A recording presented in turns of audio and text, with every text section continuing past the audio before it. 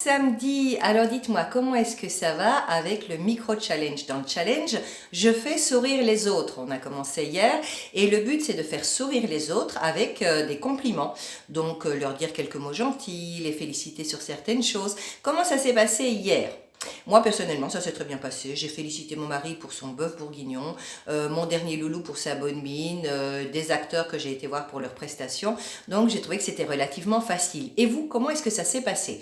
Est-ce que c'est quelque chose que vous avez à portée de main, de faire des compliments aux gens, ou est-ce que quelque chose qui vous met encore un petit peu mal à l'aise? Et si c'est le cas, attendez lundi, parce qu'à partir de lundi, comme on aura fini la première partie du challenge, on va commencer à travailler un petit peu sur les croyances limitantes. Donc il existe des croyances qui font qu'on a un petit peu de mal à dire des compliments, qu'on a un petit peu de mal à sourire ou à faire sourire les autres.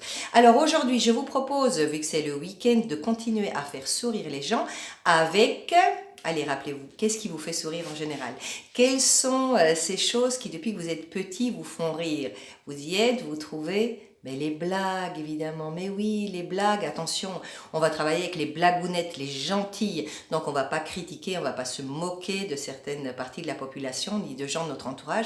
On va chercher ces blagounettes mignonnes et toutes sympathiques qui nous font sourire, qui nous faisaient sourire et qui font encore sourire. Je vous vois venir. Je vous entends déjà, oh, mais moi, je m'en souviens jamais et puis je ne peux pas les raconter.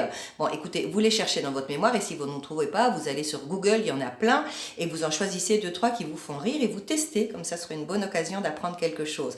Et de voir donc la réaction. Je vous rappelle, vous ne postulez pas pour le titre de humoriste de l'année. Vous ne devez pas faire en sorte que les gens qui vous écoutent s'esclaffent et rigolent tous leurs sous pendant 2 heures. Non, on demande simplement qu'ils sourient.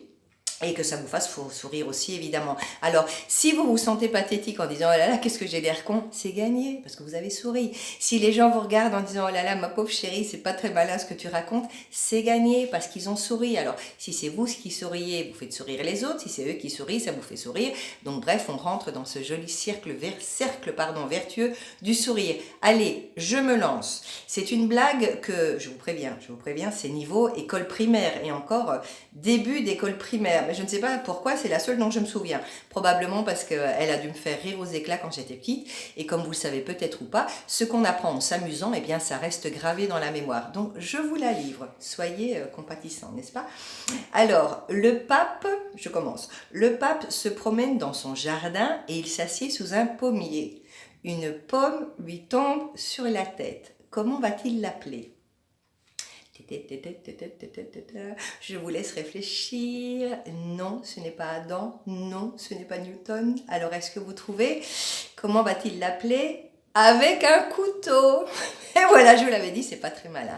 Ça vole pas très haut, mais c'est pas ça qu'on cherche. L'important, c'est d'avoir souri et d'avoir fait sourire votre entourage et d'être rentré dans ce je souris, tu souris, on sourit. Voilà. Donc, testez ça, amusez-vous. C'est samedi. Vous aurez certainement l'occasion de rencontrer des gens et de tester le pouvoir des blagounettes gentilles.